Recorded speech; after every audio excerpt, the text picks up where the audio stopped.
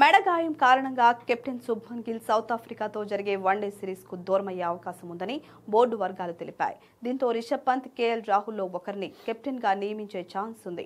అయితే అనుభవజ్ఞుడైన రోహిత్ శర్మ కూడా టీంలో ఉండడం వల్ల అతనికే నాయకత్వ పగ్గాలు అప్పగించొచ్చు అనే వార్తలు కూడా వస్తున్నాయి. గిల్ మెడ గాయానికి సంబంధించిన వైద్య పరీక్షలు జరుగుతున్నాయి. ముంబైలో ఎంఆర్ఐ స్కాన్ కూడా చేయించుకున్నాడు.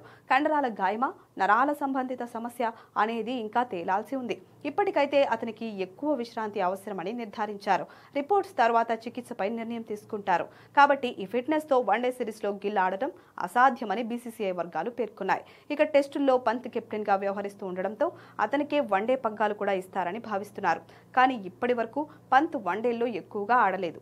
ఒకవేళ పంత్ లేకపోతే ఫస్ట్ చాయిస్ కీపర్ గా రాహుల్ వైపు మొగ్గుతున్నారు.